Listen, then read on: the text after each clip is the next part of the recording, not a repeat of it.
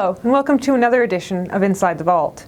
Today we'll be discussing China's imminent gold holdings announcement with Nick Beresheff, President and CEO of Bullion Management Group and author of $10,000 Gold, Why Gold's Inevitable Rise is the Investor's Safe Haven. Nick, in our last episode of Inside the Vault, you gave our viewers a brief overview of the anticipated price moves of gold when the Chinese announced their holdings this year. When do you think the announcement will come? And if they do have significantly higher holdings than they reported in 2009, where did the gold come from? And how will that impact the price? In the past, Chinese Central Bank has announced their gold holdings approximately every 5 years. The last time this was done was in 2009, when they announced a 600-ton increase from 400 tons to 1,054 tons. As far as the timing of this announcement is concerned, the Chinese have requested that the renminbi form part of the IMF SDR basket. And in May, there is an informal meeting at the IMF to discuss this. Currently, the renminbi is not part of the SDR basket, and the Chinese want to be part of it, as well as increase their percentage voting rights in the IMF. Now, a lot of experts have given estimates on Chinese gold holdings, and recently even Bloomberg and the World Gold Council, which are relatively conservative mainstream media outlets, are estimating at least 3,000 tons. Now, 3,000 tons would be approximately 3% of foreign reserves. Others feel they could have as much as 6,000 tons. But for ease of arithmetic, if they had 5,000 tons, that would translate into 5% of total reserves.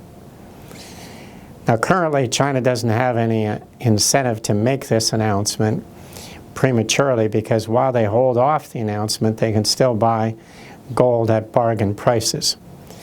So if they make an announcement, the gold price will start rising, and it'll cost them more to increase their reserves.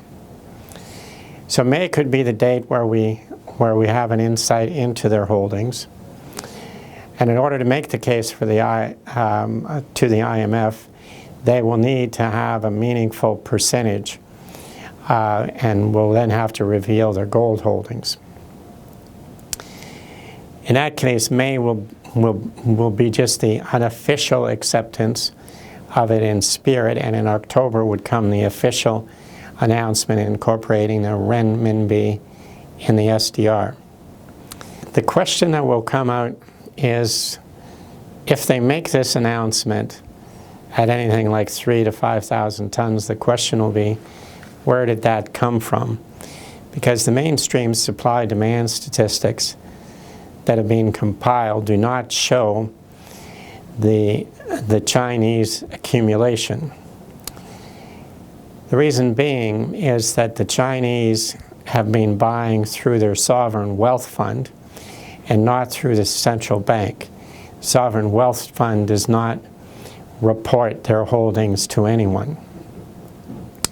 Question then, where did 5,000 tons come from when the mainstream providers of the supply-demand statistics have already accounted for all the supply and all the demand? So 5,000 tons isn't a rounding error and is a significant number. The only place the differences can be made up is from central bank gold. And where this becomes a confirming bit of information is that according to the U.S. Geological Survey, now this tracks all the minerals that are mined in the U.S. and what is imported and exported. In terms of gold, the amount that has been exported exceeds mine supply by a very significant amount over the past 10 years. So when you look at that, the only place that amount of gold can come from is through central bank leasing.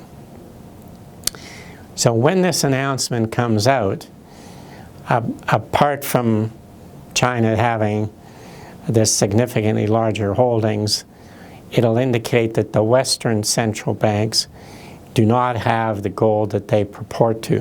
What they have is gold IOUs from the bullion banks, and that gold has been leased through the bullion banks, sold in the markets, and bought by the Chinese wealth fund. So this is where the question becomes is to what do the central banks in terms of the West hold, and what is the true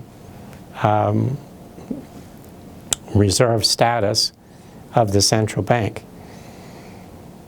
When this announcement comes, it'll of course weaken the role of the US dollars and will bring into question the US gold holdings as well as the holdings held by the US, such as Germany's. Now, Germany has not even been allowed to see their gold, let alone inspect it or audit it. So when this happens, the entire gold landscape will change, and the true kind of reserve currency status of the central banks will, come to light. So in the short term, we'll still have some level of weakness that'll be short-lived, but in the long term, once this is made, the manipulation of the gold price through leasing will come to an end, and there'll be this one last opportunity to buy gold at a significant discount. Right now, no one knows how much gold has been leased into the market, but one of the earlier books was done by Frank Veneruso, and in 1988 he estimated 8,000 tons out of 32,000 tons. In 2002, he updated the statistic to 16,000 tons, and since then we can bet that a lot more was leased. So the central banks can in fact hold significantly less than half of the gold they purport to have. Now, in the past, the IMF calculated the supply-demand statistics, and they stopped doing that in the late 90s. But when they did that, what they did was they would calculate the amount of leased gold outstanding. So in supply, you would take the outstanding leases on January 1st, then you would add in the new leases, subtract the leases that got repaid, and then if on December 31st you had a positive amount, that meant that amount of leased gold went into the market and formed part of supply. Now, given that all the other aspects have been carefully documented, the only place that you can rebalance that increased supply would be in investment demand, because in investment demand is whatever is left over. It's not a calculated statistics. And investment demand could be retail demand, it could be central bank buying, it could be sovereign wealth funds, and so on. So the thinking is that there might have been 1,500 tons a year of leased gold added for the last 20 years, in which case that's how much the central banks have less, and that's how much some of the sovereign wealth funds could now be holding.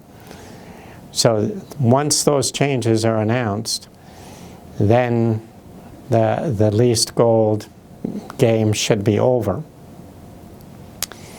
So at this point in time, this China announcement will be critical, because now we'll see where that leased gold has gone, and we'll have a good idea of how much actual gold the Western banks have in their reserves. Thank you, Nick. This is a complex issue, and we certainly appreciate your insights. Viewers, what do you think? Will you be taking advantage of the low gold price now, before China announces its reserves? We'd love to hear from you, so feel free to add your comments, or even better, have a discussion with one of BMG's precious metals experts by calling 1-888-474-1001, or visit online at www.bmgbullion.com. Thanks for watching.